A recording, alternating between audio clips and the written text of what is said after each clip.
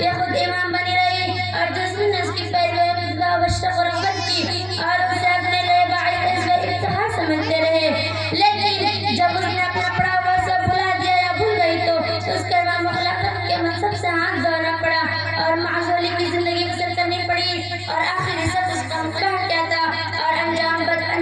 سے بھی باخبر کیا تھا اور فرمایا تھا